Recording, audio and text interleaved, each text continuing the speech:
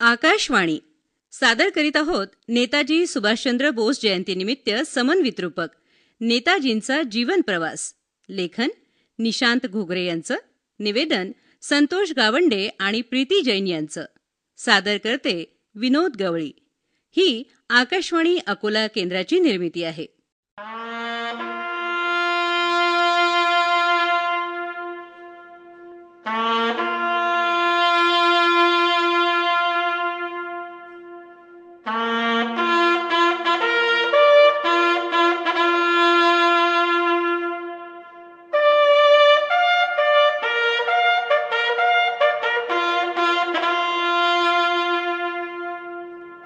भारताचा स्वातंत्र्य लढा जगाच्या इतिहासात अतिशय दैदिप्यमान असा स्वातंत्र्य लढा आहे. कित्येक स्वातंत्र्यवीरांनी आपापल्या मार्गानं हा लढा लढला. गांधीजींनी सत्याग्रहाचा मार्ग अवलंबला. टिळकांनी जहाल विचारांचा मार्ग दाखवला. भगतसिंग यांनी इन्कलाब जिंदाबादचा नारा दिला. पण एक महानायक असे होते ज्यांनी इंग्रजांच्या जुलुमाला सैनिकी पद्धतीनं लढा द्यायचं ठरवलं. भारताची स्वतंत्र सशस्त्र सेना उभी केली. ज्या इंग्रजांच्या साम्राज्यावर कधी सूर्य मावळत नव्हता त्या इंग्रजांना घाम फोडला ते महानायक म्हणजे नेताजी सुभाषचंद्र बोस.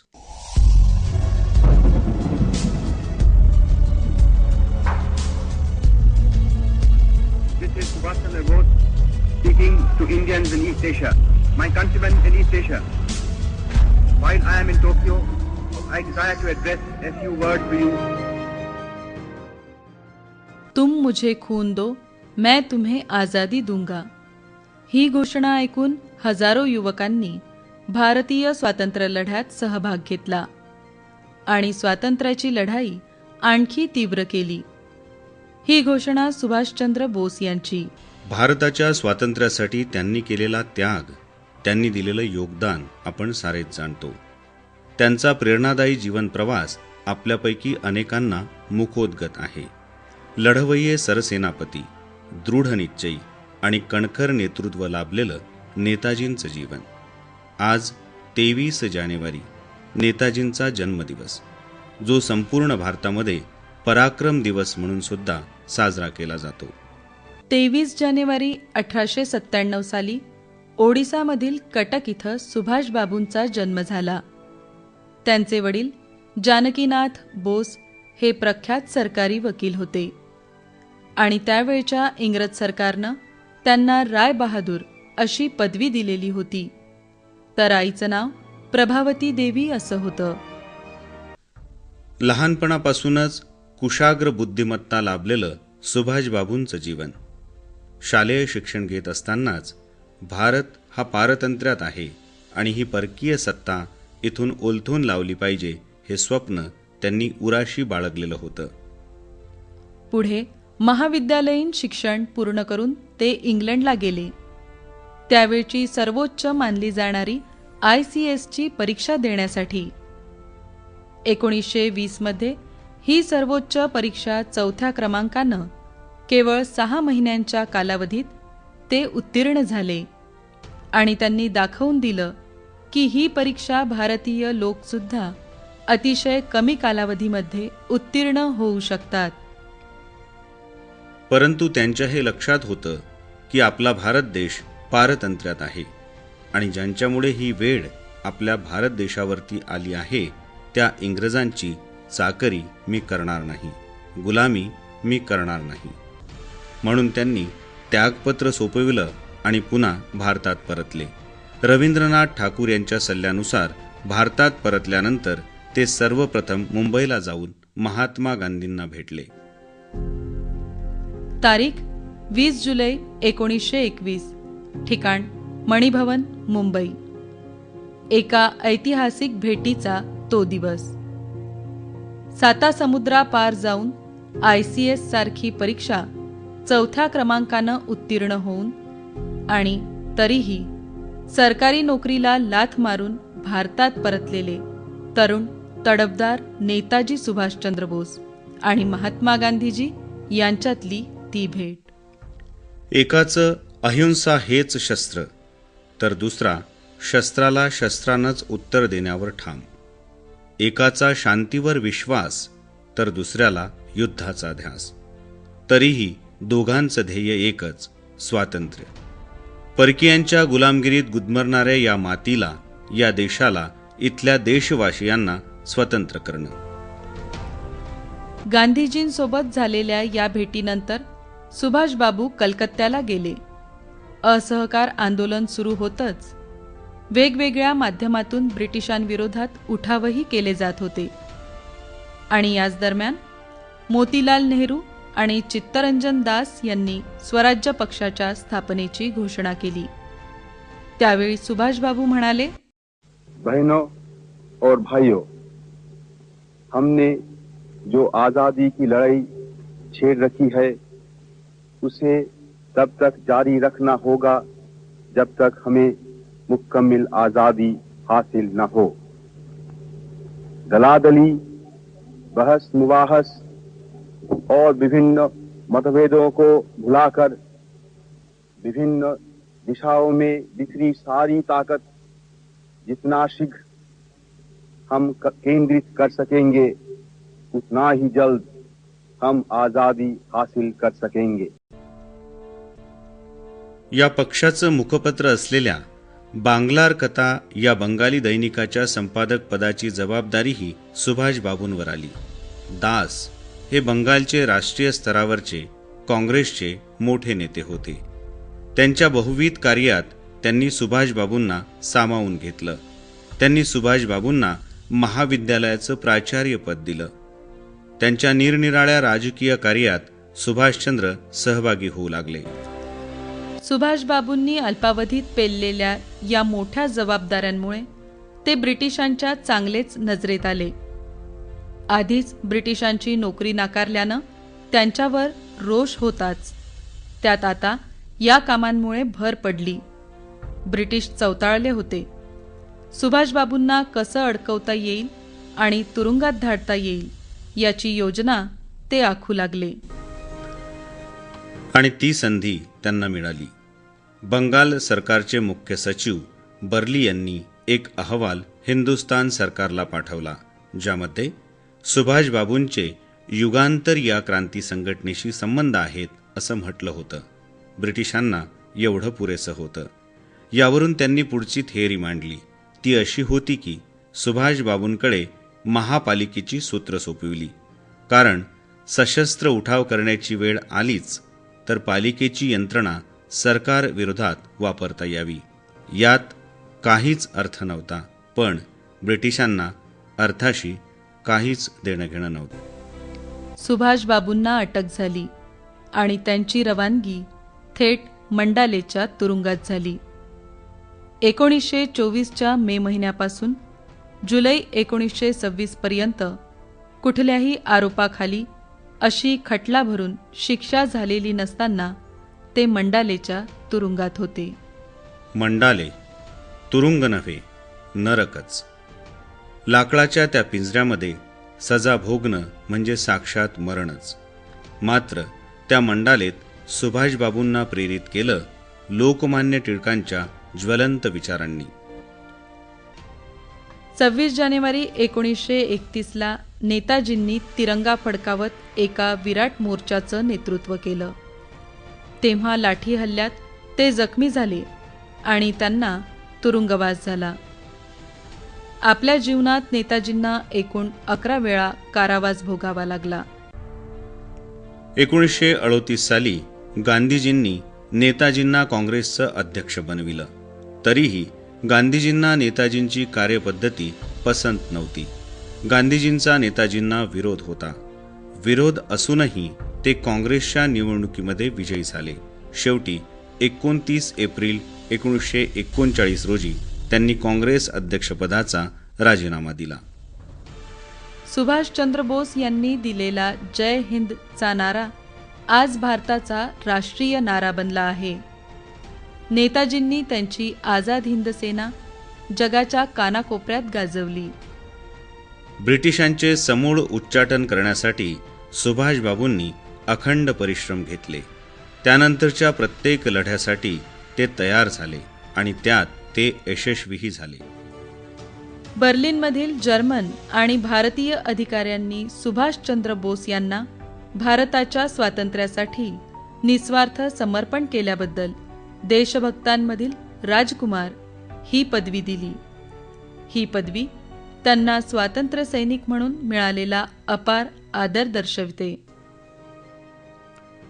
22 जुलै 1940 रोजी मुंबई इथं सुभाषचंद्र बोस यांची डॉक्टर बाबासाहेब आंबेडकर यांच्याशी भेट झाली होती. दोघांमध्ये देशाचे स्वातंत्र्य आणि देशातील जातीयता आणि अस्पृश्यता यावर चर्चा झाली. नेताजी सुभाषचंद्र बोस यांनी दुसऱ्या महायुद्धाचे वेळी स्वातंत्र्य लढा अजून तीव्र केला. डिसेंबर 1940 मध्ये इंग्रज सरकारनं त्यांना नजरकैदेत ठेवलं. परंतु जानेवारी 1941 मध्ये नेताजींनी त्या नजरकैदेतून शिताफीनं सुटका करून घेतली आणि ते जर्मनीला गेले. छत्रपती शिवाजी महाराज आग्र्याहून निसटले, अगदी तसेच. वेगवेगळ्या देशात फिरत नेताजींनी इंग्रजांविरुद्ध मदत जमा केली. त्यांनी बर्लिनमधून आपलं स्वातंत्र्य लढ्याचं कार्य प्रभावीपणे चालविलं आणि भारतीय स्वातंत्र्य चळवळीला आंतरराष्ट्रीय स्तरावर ओळख मिळवून दिली.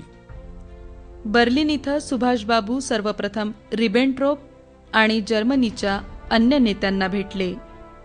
त्यांनी जर्मनीत भारतीय स्वातंत्र्य संघटना आणि आझाद हिंद रेडिओ ह्या दोन्हीची स्थापना केली. ह्याच दरम्यान सुभाषबाबू नेताजी ह्या नावानं ओळखले जाऊ लागले. जर्मन सरकारचे एक मंत्री ॲडम फॉन ट्रॉट सुभाषबाबूंचे फार चांगले मित्र बनले. अखेर मार्च 29, 1942 रोजी सुभाषबाबू जर्मनीचे सर्वोच्च नेते ॲडॉल्फ हिटलर यांना भेटले. परंतु ॲडॉल्फ हिटलर यांना भारताच्या विषयात फारसा रस नव्हता. त्यांनी सुभाषबाबूंना सहकार्याचं कोणतंही स्पष्ट वचन दिलं नाही. सुभाषबाबूंना समजलं की ॲडॉल्फ हिटलर आणि जर्मनी ह्यांच्याकडून त्यांना फार काही मिळण्यासारखं नाही. त्यामुळे 8 मार्च 1943 रोजी जर्मनीतील कील बंदरात ते अबिद हसन सफरानी नामक साथीदारासह एका जर्मन पाणबुडीत बसून पूर्व आशियाच्या दिशेनं निघाले. या जर्मन पाणबुडीतून त्यांनी हिंदी महासागरातील मादागास्करचा किनारा गाठला. तिथे त्या दोघांनी भयंकर समुद्रातून रबराच्या होडीनं वाट काढत जापानी पाणबुडी गाठली. द्वितीय महायुद्धाच्या काळात कोणत्याही दोन देशांच्या नौसेनेच्या पाणबुड्यांच्या दरम्यान झालेली नागरिकांची ही एकमात्र अदलाबदल. ही जापानी पाणबुडी मग त्यांना इंडोनेशियातील पादांग बंदरात घेऊन आली. पूर्व आशियात पोचल्यावर वयोवृद्ध क्रांतिकारी रासबिहारी बोस यांनी सिंगापूर येथील फेरर पार्कमध्ये भारतीय स्वातंत्र्य परिषदेचं नेतृत्व सुभाषबाबूंकडे सोपविलं. नेताजींच्या व्यक्तिमत्वानं प्रभावित होऊन जपानचे पंतप्रधान जनरल हिदेकी तोजो यांनी त्यांना सर्वतोपरी सहकार्य करण्याचं आश्वासन दिलं. काही दिवसानंतर नेताजींनी जपानची संसद डायट समोर भाषण केलं. India and Japan have in the past been bound by deep cultural ties which are about 20 centuries old. In recent times, these cultural relations have been interrupted because of the British domination of India. It is, however, certain that when India is free, these relations will be revived and will be destiny.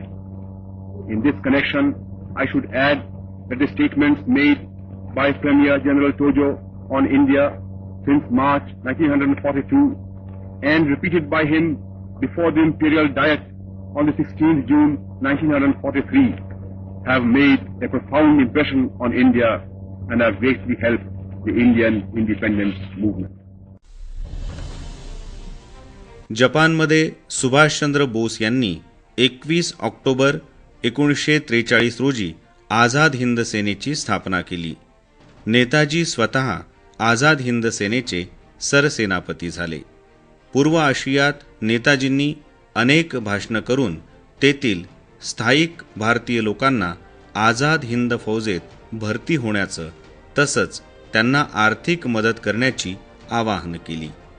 ही आवाहनं करताना तुम मुझे खून दो मैं तुम्हें आझादी दूंगा असा नारा देत सुभाषबाबू म्हणाले, आज खुदा ने मुझे मौका कि मैं दुनिया के सामने खुल्लम खुल्ला ऐलान कर सकूं कि आजाद हिंद फौज अब बिल्कुल तैयार है. आझाद हिंद सेनेत महिलांचा सहभाग असावा हा दृष्टिकोन ठेवून त्यांनी महिलांची खास बटालियन उभी केली आणि तिला नाव दिलं झाशीची राणी रेजिमेंट. दुसऱ्या महायुद्धादरम्यान जपानच्या मदतीनं आझाद हिंद सेनेनं अंदमान आणि निकोबार ही बेटं इंग्रजांकडून जिंकून घेतली. नेताजींनी ह्या बेटांचे शहीद आणि स्वराज असं नामकरण केलं. त्यानंतर त्यांनी इम्फाळ आणि कोहिमावर सुद्धा आक्रमण केलं. नेताजींच्या या पवित्र्यानं इंग्रज सरकार हतबल झालं. स्वातंत्र्य लढा अजून बळकट झाला. दुसऱ्या जागतिक महायुद्धातील जपानच्या पराभवानंतर नेताजींना नवा रस्ता शोधणं जरुरी होतं. त्यांनी रशियाकडून मदत मागायचं ठरवलं.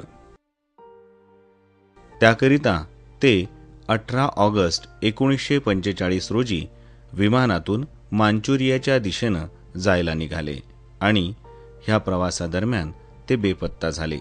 त्यानंतर नेताजी कधी कुणाला दिसलेच नाहीत. अशा या महान सेनापतीला, भारत मातेच्या खऱ्या सुपुत्राला वंदन करताना एवढंच म्हणावंसं वाटतं, हमें सब सुखों को भूल जाना पड़ेगा, वतन के लिए दुख उठाना पड़ेगा, ए आजाद हिंदी उठो कमर बांधो, वतन लुट रहा है बचाना पड़ेगा. हुक्म नेताजी का बजाना पड़ेगा. श्रोते हो, आपल्या देशाला स्वातंत्र्य मिळवून देण्यामध्ये हजारो जणांचा त्याग आणि तपस्या आहे, ज्यामध्ये फार मोलाचा वाटा सुभाषबाबूंचा आहे. त्यांच्या स्मृतींना शतशः वंदन. जोपर्यंत ही पृथ्वी अस्तित्वात आहे तोपर्यंत अस्तित्वात आहे भारताचं स्वातंत्र्य. आणि तिथवर लाखो भारतीयांच्या हृदयात एक नाव अमर राहील, ते म्हणजे थोर स्वातंत्र्य सेनानी, भारतीय क्रांतिकारक, आझाद हिंद सेनेचे संस्थापक नेताजी सुभाषचंद्र बोस. जय हिंद.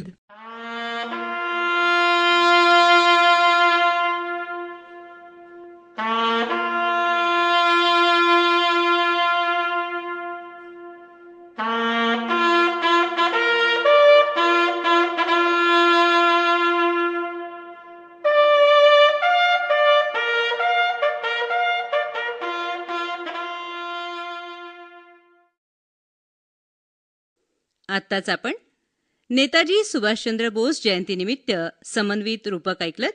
नेताजींचा जीवन प्रवास. लेखन होतं निशांत घोगरे यांचं. निवेदन संतोष गावंडे आणि प्रीती जैन यांचं होतं. सादर करते होते विनोद गवळी. ही आकाशवाणी अकोला केंद्राची निर्मिती होती.